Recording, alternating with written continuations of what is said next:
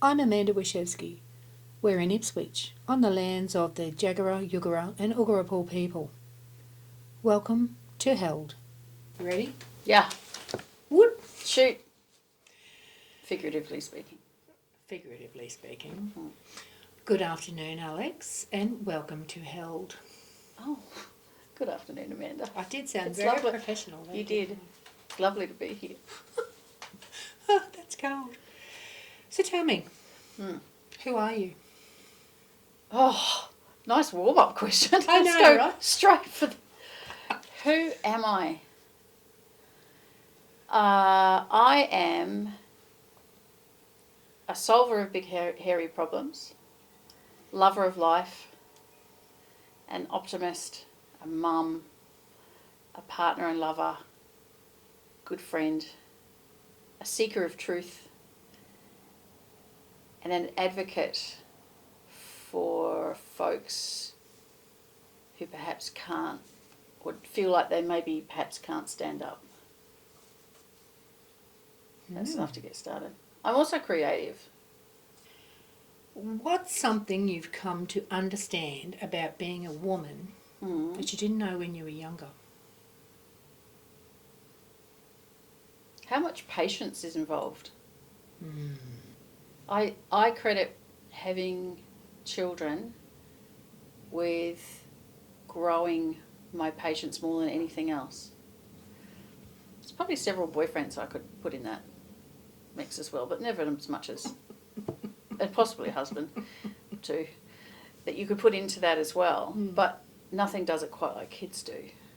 No. And I didn't realise the depths of that you needed to be a mum. Yeah, right on. Although when I'm thinking young, I'm thinking like teens young. Yeah. Is that are we aiming for that or a bit older? I don't think there's any specific There's rules no rules around this. Fabulous. You just go where the question takes you. Yes. And it's all, there's no wrong answers. Yes. It's just common threads. Are there roles or expectations that you have felt placed on you? Yes. Many. I think, and we were talking about it earlier, there's a lot of stuff that gets inherited through the generations.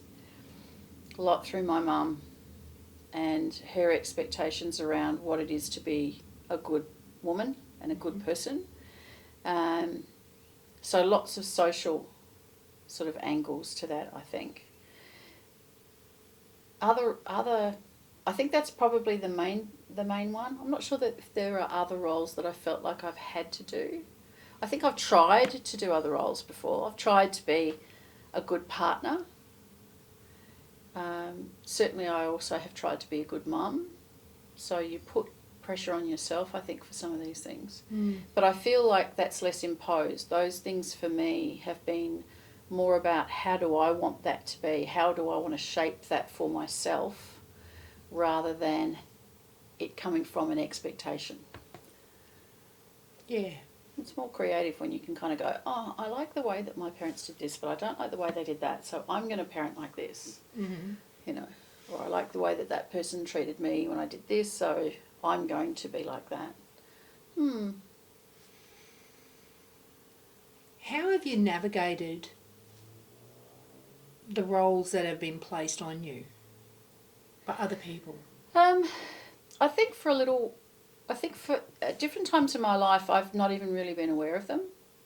So I think that as a teenager and a 20-something, you're just focused on other things. You're not really thinking about how you're shaping yourself up perhaps quite so actively as you do in your 30s and 40s.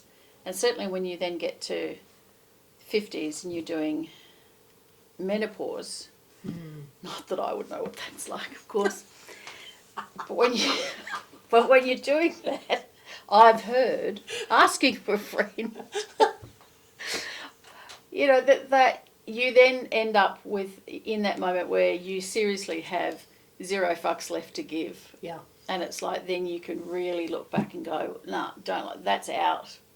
Baby, dishwater, bath, everything, it's gone. And this is what I'm going to do now. You know, that you're less willing to compromise your own values and how you want to be in the world, how you want to move through the world, for other people's expectations. But I think it was the 30s and 40s where I really started to understand what that meant for me, and then started to reflect on that and go, oh yeah, I kind of, what's that all about? And I'd spend a few years mulling over things and making changes, and then starting to shift into proactively what I wanted to be, rather than responding to other people, which is, I think, is a hallmark of the 20s. It was for me anyway. Yeah. I've always felt that we go through similar things in the decades. Yeah. 20s are bloody selfish as. They're Totally. awesome. They're supposed to be selfish. Yeah. Well, it comes off the back of teenage years and establishing identity and all that sort of stuff, which is consistently something that humans do at that age. And I guess when you go through a female socialisation process, there's a whole lot of stuff that society just throws at you in terms of what women should be. That's where you really pick up. You're not thin enough, fat enough, smart enough, pretty enough, successful enough. Yeah. However it shows up. Usually all of those things. That's when that really hits. And so you're defining yourself by what you're not. But it's, for me, certainly in the 30s and 40s, it started to be a lot more about, yes, but what do I want for myself? Without holding all that stuff at bay a bit. What do I want to do? And so how are you finding that unfolding in your 50s? I've just gotten a lot clearer, a lot faster.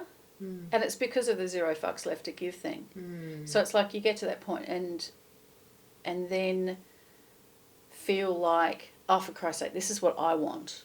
And the concern that you might have once held, certainly a lot of concerns that I might have once held about other people's perceptions of me, are just falling away faster.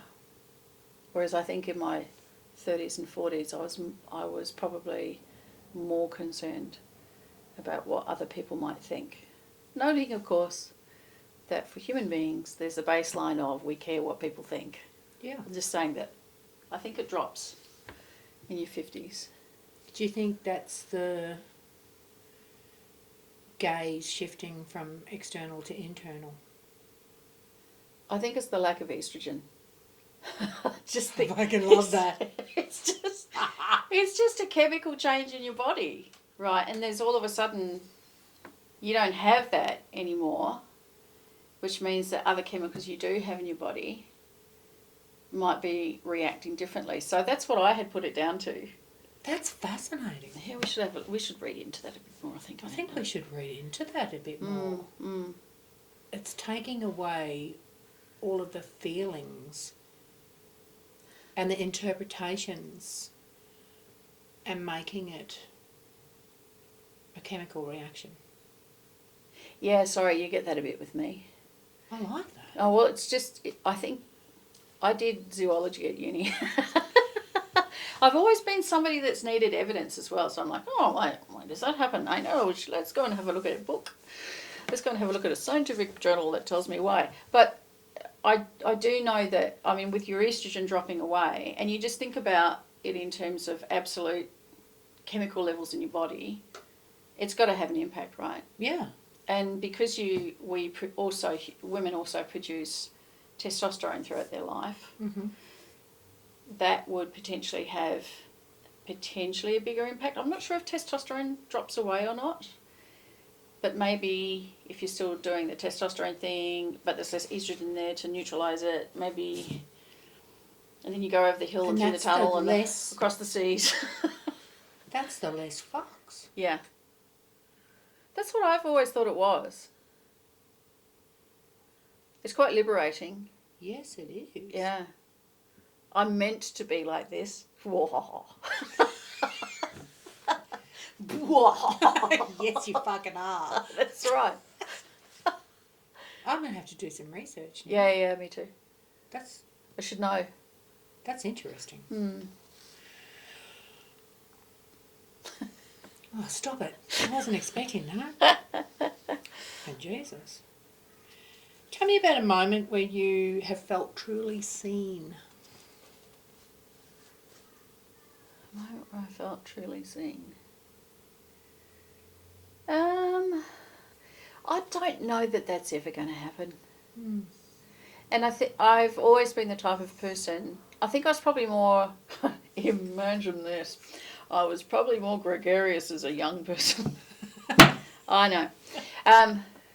As a younger person, I think that there's just the whole rush of experiencing the world, and so you're kind of a lot more open to things. But then things start to happen in your life, and things certainly happened to me in my life that meant that I diminished or withdrew myself a little bit. I started to be more guarded, which is hilarious. One person I worked with said to me, he's an English gentleman, said to me, I'm a bit concerned about how open you are, Alex. I think you might be leaving yourself out to be... And I'm just like, actually, pretty much what you see is what you get with me. He didn't realise the bits that I was guarding, which was interesting feedback. But so for me as a 20-something, there's a real withdrawing from things. And through most of my adult life, I don't think there are many people who have ever seen all of me. So, yeah, you've got to be a buddy for a long time, very close, to get that, I think. And I'm not sure that I feel like being completely seen would be a fulfilling, uplifting thing. I'm kind of more on that might be terrifyingly vulnerable side of things. And it's not that I can't be vulnerable. I think I can. But it's about all of it. Because you said totally seen. Yes. So seeing everything. Yes. Yeah, not sure that I'd want that. What have you learned to let go of? Caring about what other people think. Stop it. Have you succeeded? With a lot of people, yeah. I know, right? That's amazing. So I feel like there's a smaller group, and it's probably, refer previous comment about human beings just liking to be liked. And I'm the same. I'm not any different to that. But I feel like I'm a bit more impervious to broad, general dislike, or opinions about who I am or how I might be presenting a view or whatever. I feel like there is a small group of people whose opinion I really, really value. And if they said something to me or critical of something with respect to me, it would probably feel disproportionately crushing, right? But that's probably the payoff, I think, for then feeling like, with, greatest of love to the great unwashed, but you are part of the great unwashed, and it doesn't matter what you think. It's not that stuff that I sweat over. How'd you get there? I've gone through a lot of trauma. So I've had a lot of things have happened to me in my life that haven't happened to a lot of other people, including assaults. I'm a bereaved parent. I've had cancer and I've survived cancer. Those are all experiences that just make you realise you just can't sweat a lot of this nonsense bullshit that goes on in society. You just got to get focused on the stuff that really matters. So if that's not the universe saying to you, hey, don't worry about that, worry about this, I don't know what is. Yeah. Do you reckon that ties back to you being a truth seeker?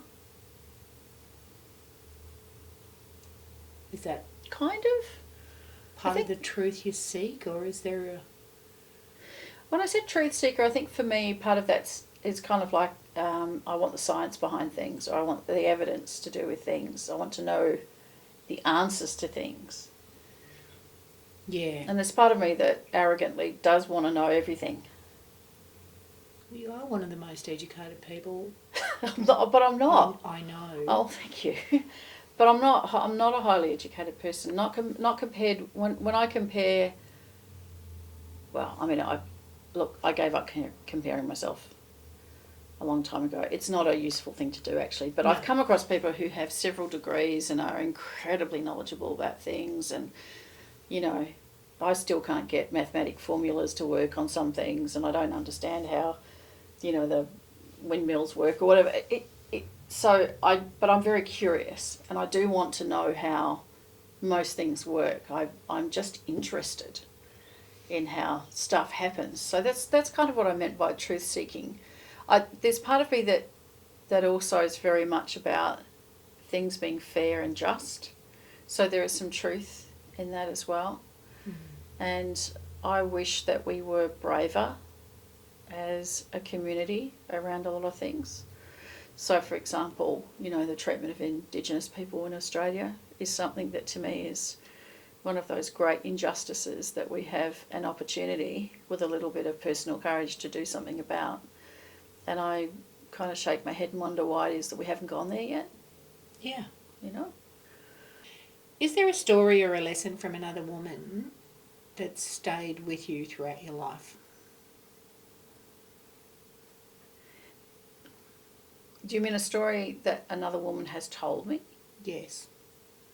Stayed with me throughout my life. I think you should provide these questions on notice, by the way. But you'll have too much editing. Would it be as genuine? Well, I don't know. Sometimes the pause is where the interest is. Yeah. I think one of the things that my mum said to me very early on, it's not quite a story, it was more just an insight. But I'll tell it as a story. So there we were one Saturday afternoon, about 3:00. And my mother said to me, we were talking about the work that you do. And I don't know how it came up actually, but she said to me, all the things that you do,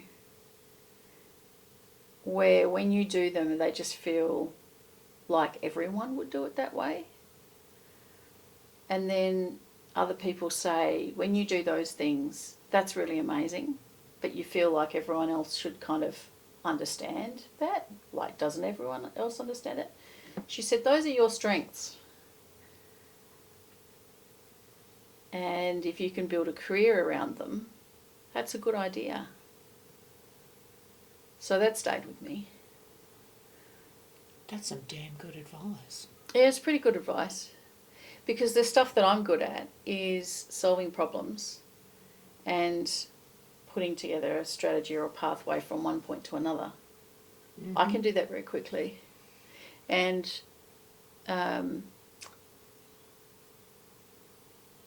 yeah, and I think I was quite young when she told me that, so that was very informative.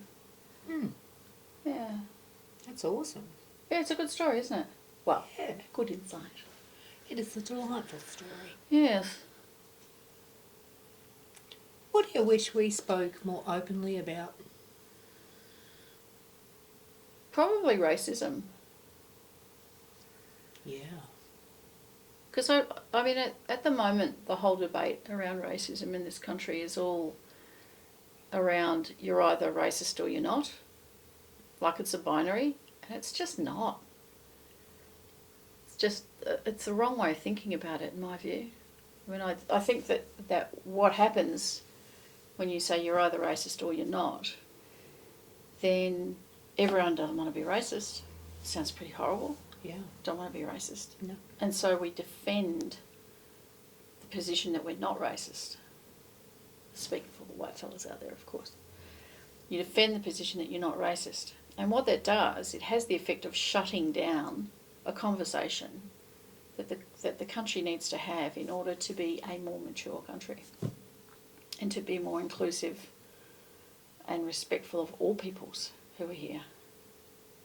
So, and if you'd asked me that question about 2 years ago, I probably would have put that in gender terms, not racist terms.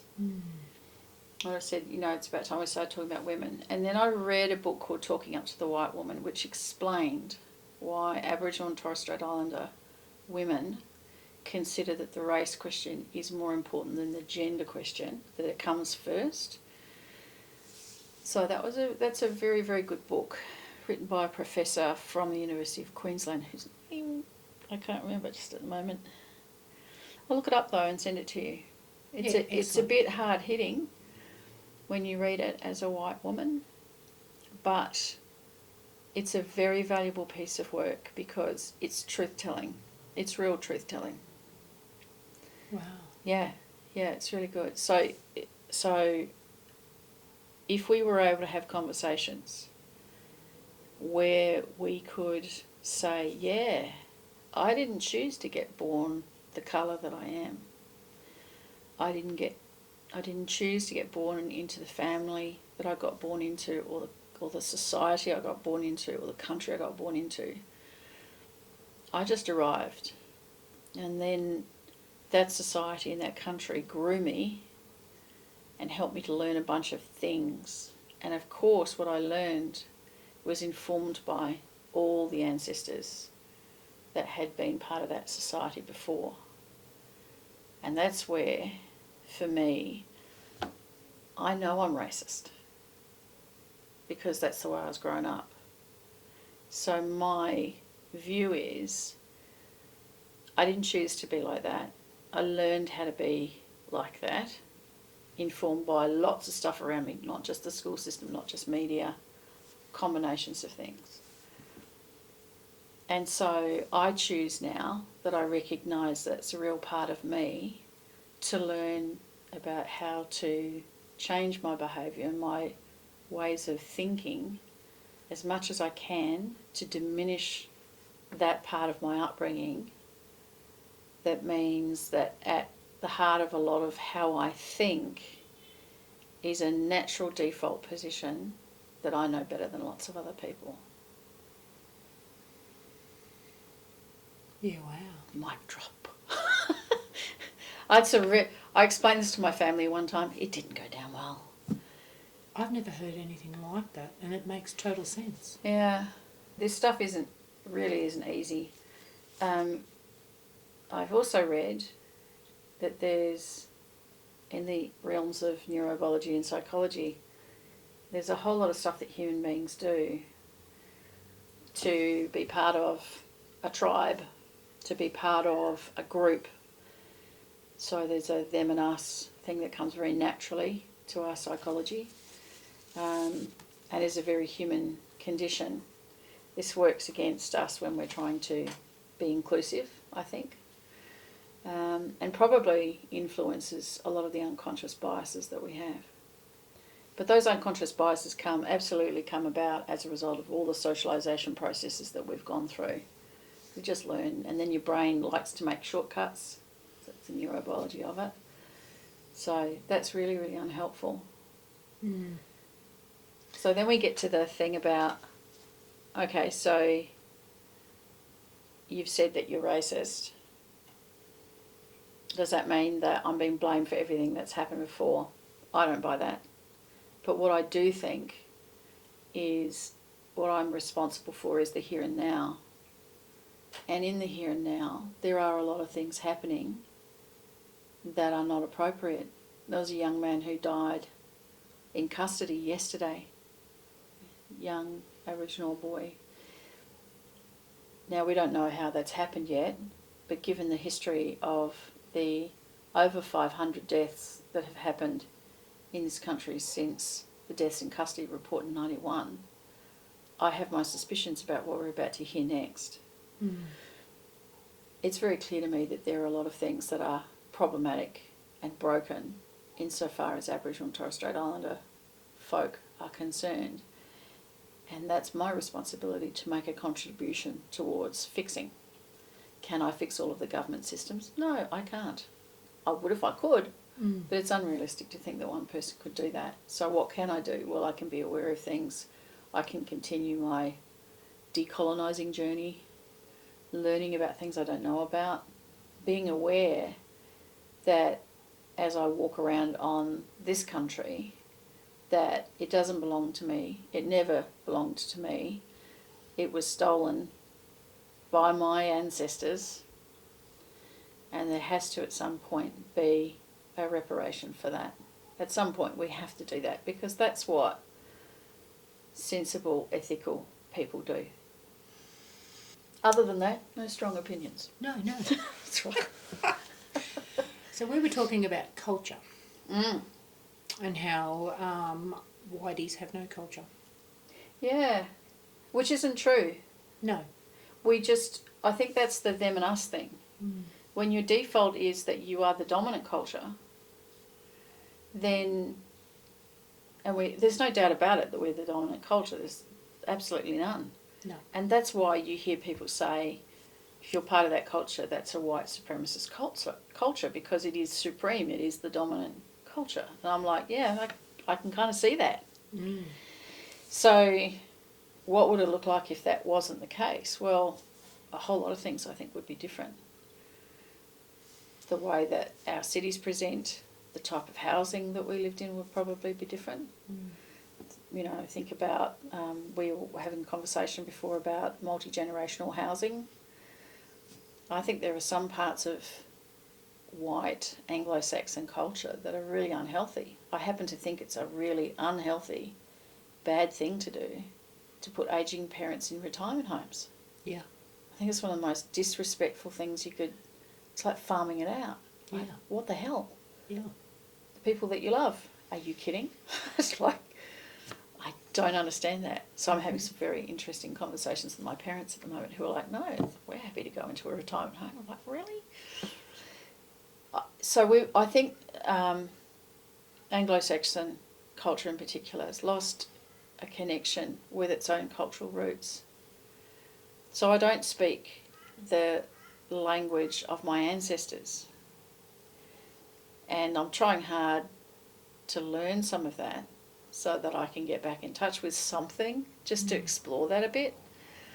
I'm mangling my way through some lessons, Gaelic lessons. But there's some of that that is completely lost, I think, to us. And it's part of the reason why a lot of Australians say, what is it to be Australian? And what they mean is, what is it to be a white Australian? And then they're thinking, what does that piece look like when we're so disconnected from actually what our ancestral roots actually are? Yeah. Mark Manson recently came out to Australia and did a little tour. Yeah. It was gold to get to go and sit up in the front row.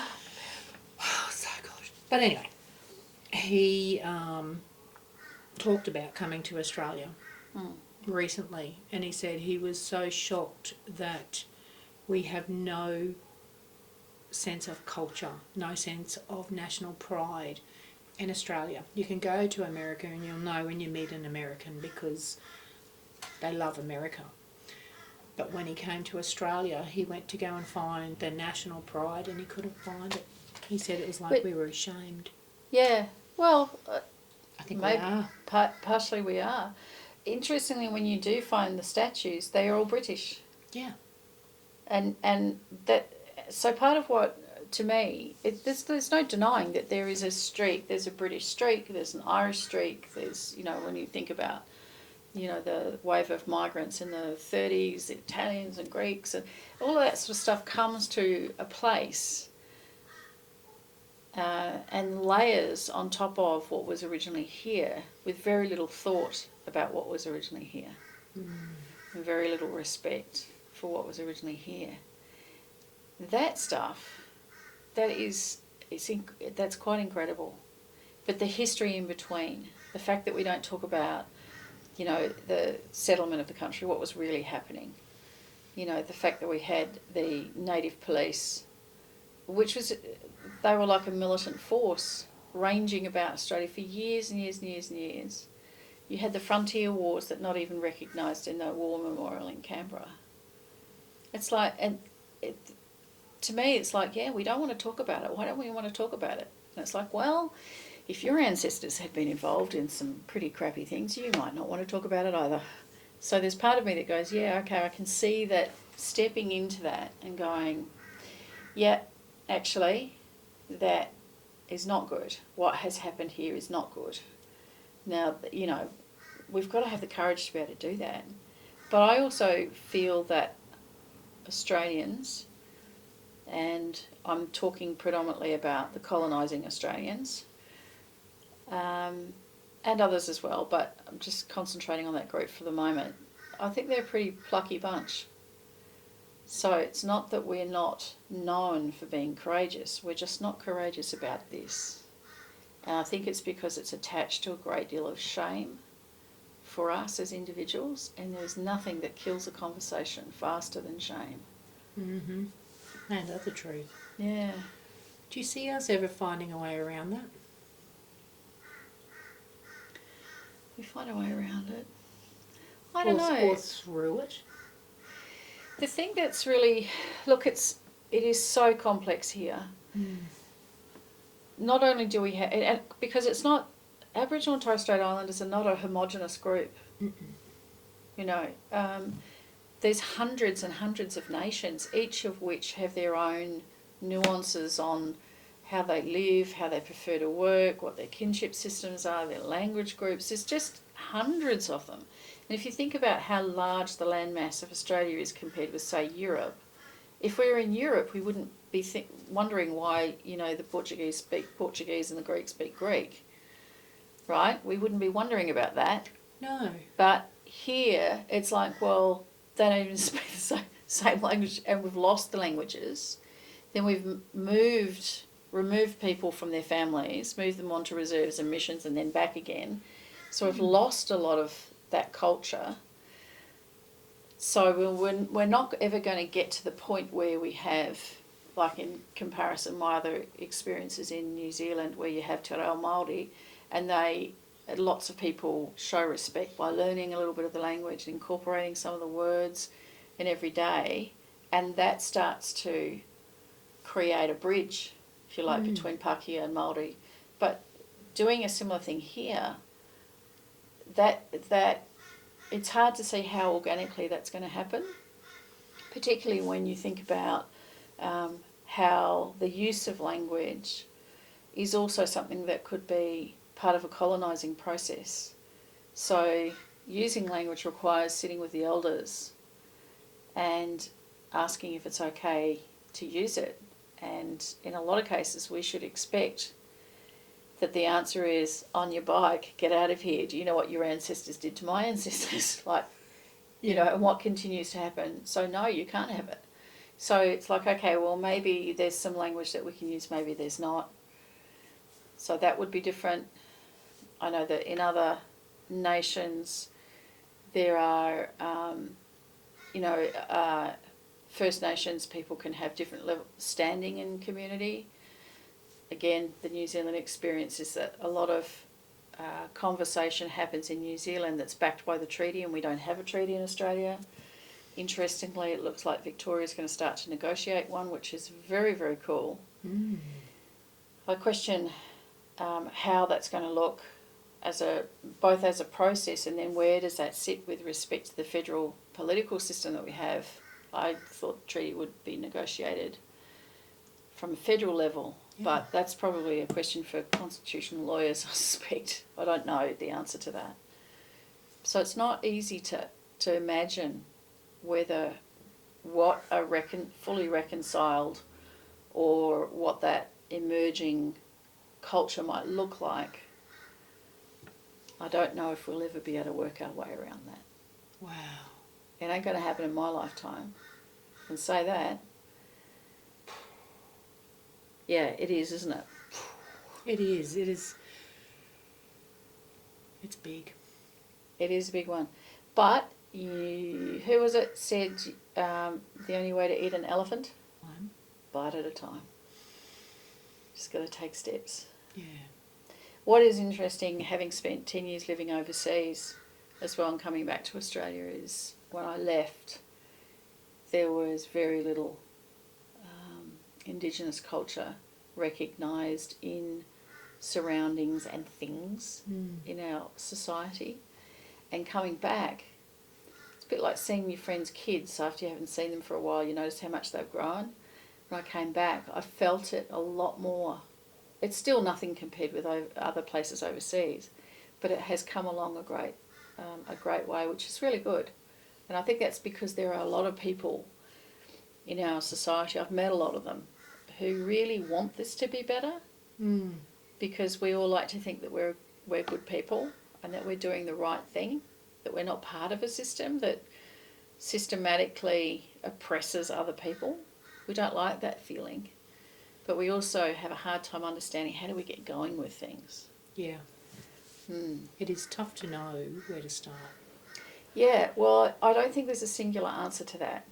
I think you start with educating yourself, and you start with a project that you can fit into your life, that you can get on with and do, that can be a contribution, knowing that this is one of those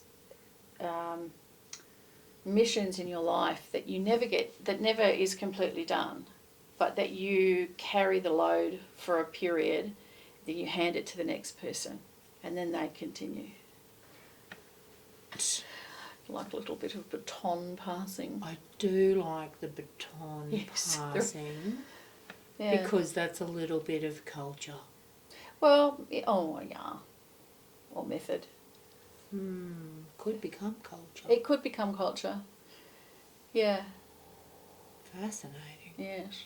Certainly, I understand that in a lot of schools, not all of them, but in a lot of schools, kids have an understanding of some of the issues of First Nations and the cultural basis of the country that is entirely different to what I got taught, which is nothing happened until James Cook turned up. Yeah. It all started then.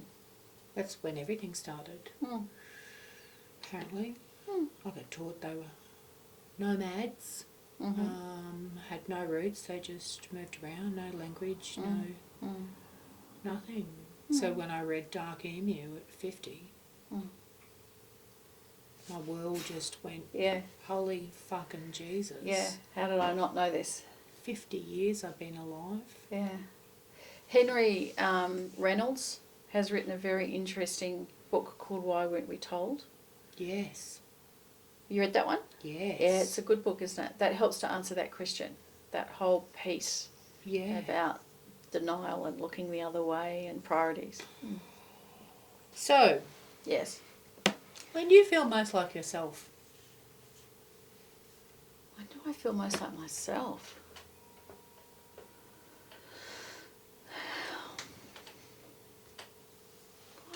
Where did you get these questions from? When do I feel most like myself? Probably first thing in the morning. Yeah, just sort of, you get up and you do your morning stuff and you kind of get into the day. That is, I think, fairly unencumbered time. It didn't used to be for me, because it used to be like, right, get up, right, yeah, sure, off we go to work, off we go. But life is different now. Yes, it is. Yes, we like that. And so getting up in the morning, meditating, spending some time with me. God, I had to learn how to do that. Yeah. Weird, eh? Yeah, that's a skill that we have to learn. Yes, it is. And reading and journaling and yogaing, all those things in the morning, that feels most like just me. Yeah. Before the world sets in. Well, it's just after that, everything is about other things as well, isn't it? So it's just purely you. Yeah. Yeah. And I'm not a performer in the sense of I don't have, I don't get onto stages or sing or do any of those things that might be like a creative crescendo where the you-ness comes out. I don't have moments like that in my life because my working life is different, family life is different. So the me time, I think, is just that really peaceful time. Yeah. That's nice too, because I think as a younger person I always felt like there was something else I should be doing. Yeah. Constantly in motion. Bugger that, I think. I'm with you. And I mean it with love, but Fuck off. Yeah. That's right. Go and get knotted. What does feminism mean to you? Oh, just not letting yourself being trodden on. It's self-respect. Feminism is nothing more than self-respect.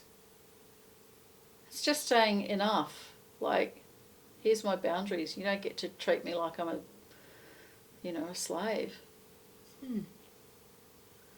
So, we finished with my questions. Yeah. Is there anything else you'd like to have a chat about? So, Hold please, viewer. When I'm not having conversations with Amanda, you can find me working from home, being a negotiator. what do you do? What is it? What is it? I'm a negotiator, amongst other things, and fair pay negotiations came about as a result of a conference that I was invited to speak at. So I hung around this particular conference after giving my keynote and went to a couple of the sessions. And there was one session where women from 3 different universities had gotten together, banded together, solidarity, done some research on the gender wage gap in their institutions, and they were laying out in this presentation what they had found. Shock, horror, women are not being paid the same as men. And what they were going to do about it, how they're going to use that data, how they're going to advocate and that sort of thing. And I was sitting in the back of this very good presentation, just getting really ratty. Like I was just feeling pissy. Yeah. And at the end, I was right in the back row. At the end, I jumped up and said, look, part of the reason that women don't get paid the same as men is that women don't tend to negotiate their pay and conditions. But I'm a negotiator. I've negotiated tens of millions of dollars worth of contracts and hundreds of millions of dollars worth of construction contracts, and I've negotiated some pretty good salaries for myself and some conditions that are worth hundreds of thousands of dollars. And if you want me to have a workshop where I explain to you how I go about doing that, I'd be really happy to do that.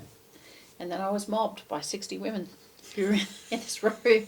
I've never given out business cards so fast in my entire life. And that's how that business was born, actually. Wow. So I wrote the business case for fair pay negotiations in the plane on the way home. It was in Tasmania, Amanda. Oh, my God. Oh, I know. Plane ride back to Brisbane from Tas, and about 3 weeks after that, I was in front of a group of I think it was about 55 women.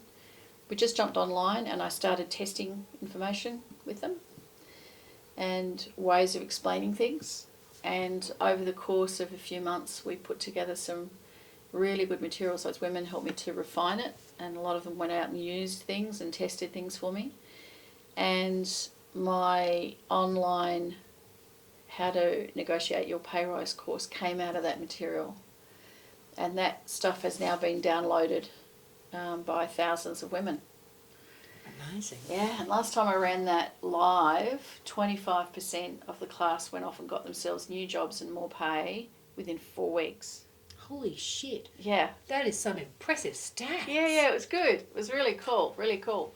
So that's what I do. I love doing that. I found, though, that it's really hard to talk about money in our society. We don't like it. No.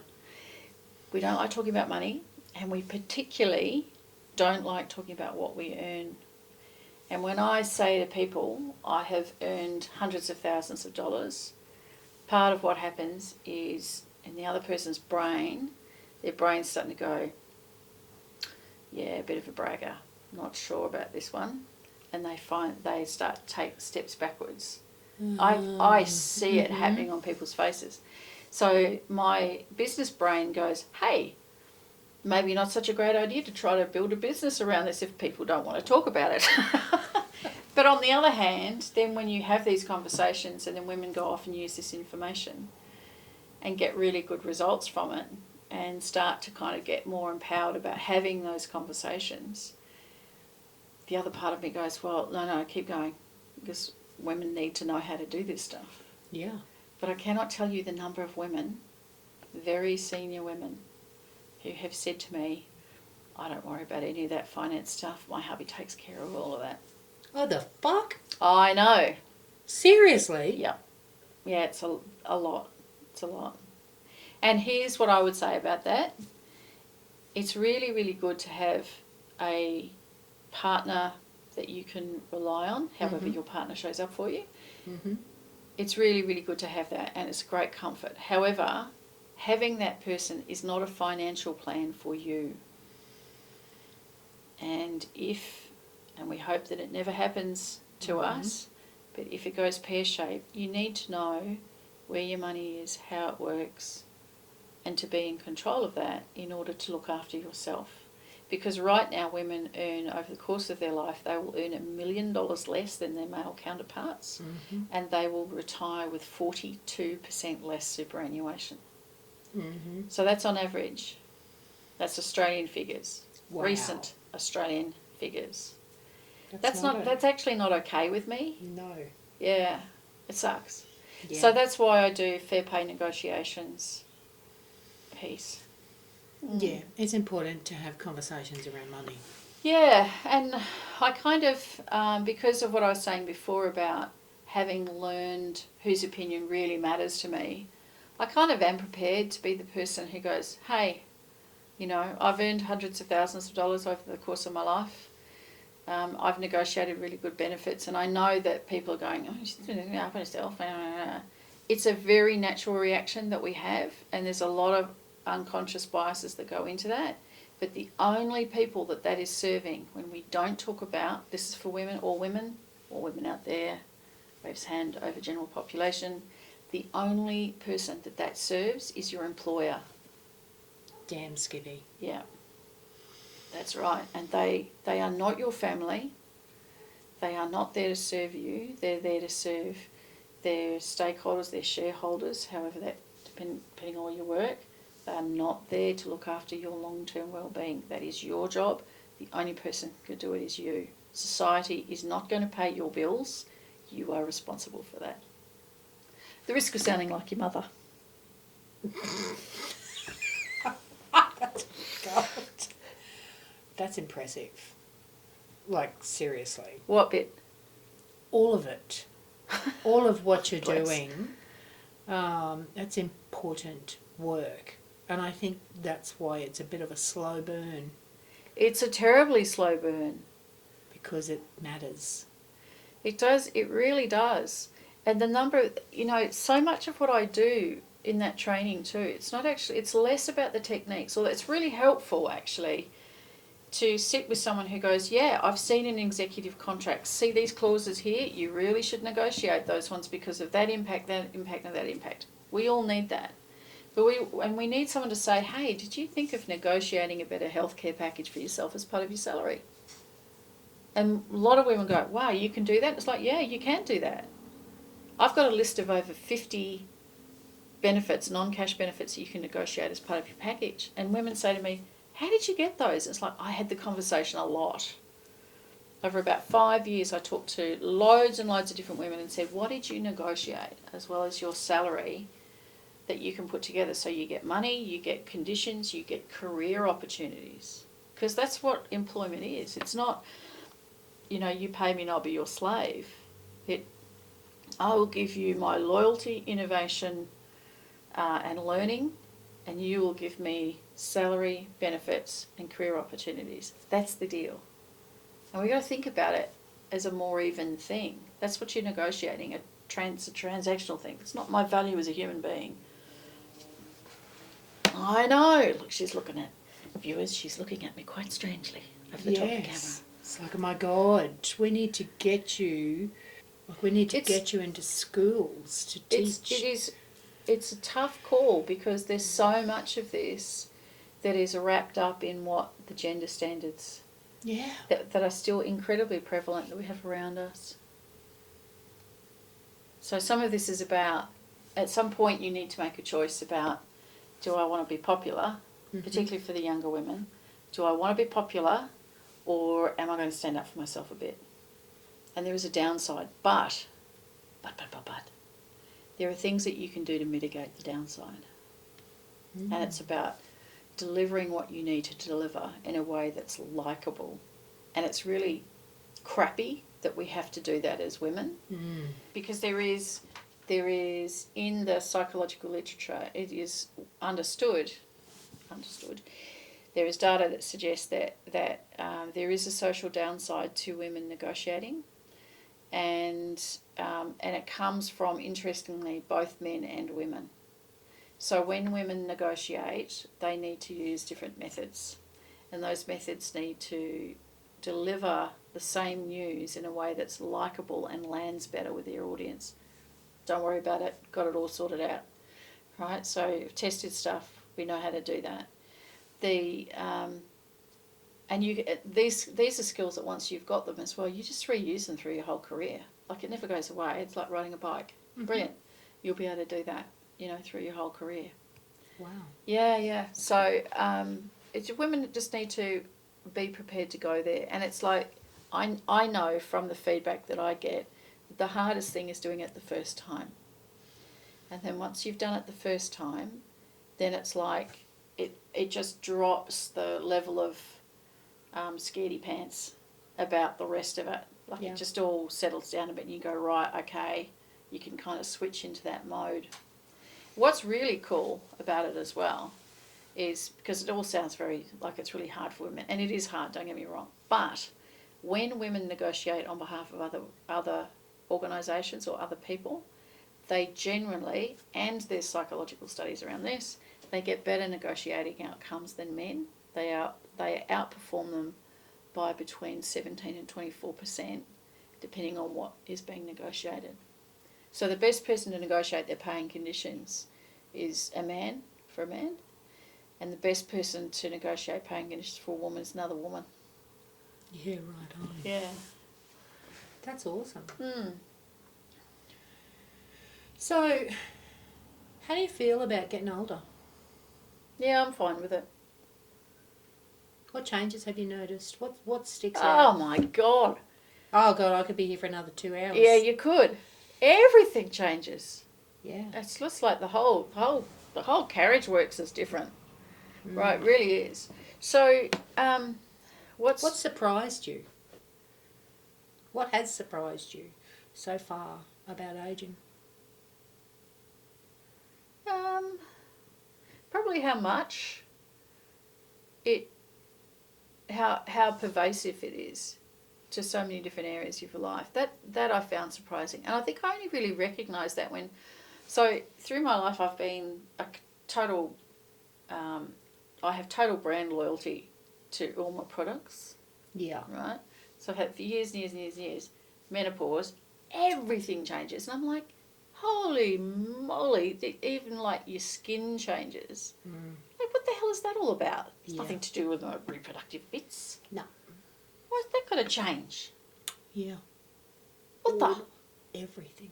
Everything changes, and then your hair gets thin, and it's just like, okay, so that doesn't work the way it used to work. I have to learn all this. I have to learn how to be a girl all over again. Yeah. It was hard enough the first time. Yeah. I'm unimpressed with this, and I'm a little bit tired. I'm a little bit tired too. Yeah. So I think that's that, and the bit that it's not surprising, but I'm still getting used to is just this, the energy. Like my energy comes on at different times, and then when it's gone for the day. Oh, we're done now. Thanks very much. Off to bed. And I was. It's true. It's true. It's true. It's so true. Yeah. I mean, it's just. I'm done. Like there is a moment that happens with your friends of a certain age where you sit around and you've had dinner, you're at a restaurant, and you know that 10 years ago you'd just be boogieing on down and it would be like 2 o'clock in the morning and everyone would go, oh my God, is that the time? I have to get the kids to school in the morning. Off we go. But no, you're actually looking at your watch to 9:30. Yes. 10 o'clock if you're lucky, and you're going, gosh, is that the time? I think I'm done. I'm done. Now, what's really good is that all of your friends are thinking exactly the same thing. And you're like, this is brilliant. I love you people. Yes, and you are my people. You all go home to bed. Yeah, that's awesome. Brilliant. Yeah, so that was a bit odd when it happened. But it happened once, and then everyone's like, oh, yeah, that's okay. Fine. We know that we're going to be done by 9:30. We need to be out of here. I'm setting boundaries here, people. Yeah, it is definitely boundaries. Far out. My last question is, yeah, what advice would you give to a young lady starting in the workforce? Learn how to negotiate packages. No, seriously, because the more practice you get, the better it is. Learn the value of compound interest. Yes. Front load your super. I don't know what that means. Put more money in when you're younger. That's why I don't know what that means. There you go. So, yeah, because you could be one of those people who has the $3 million superannuation balance. Yeah, so I'd say, so I'd say learn to negotiate your pay and conditions every single time. Don't let your concerns about whether you were good at maths at school get in the way of you learning about money. You must learn about money. It buys choice. Whether you think it's gauche or not to be wealthy, what it will buy you is the choices that you make in your life and support your family. So that's, it's just such an enabler. Always trust the first instinct that you have about the fellas. If you're dating fellas, trust what your gut is telling you about somebody, and do not let anyone isolate you. Like, don't let that shit go down. Just call home, ring home, say I need help, need it now. Don't be too proud for that stuff. And don't read women's magazines. They're designed to make you feel ugly. That's what they're designed for. Yeah. No one needs that shit in their life. There's too much else going on. Yeah.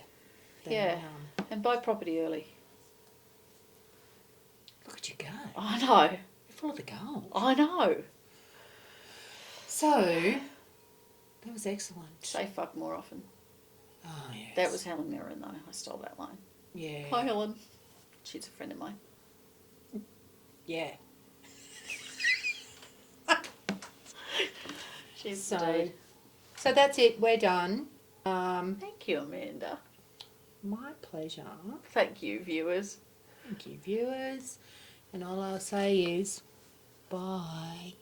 Bye. Bye-bye.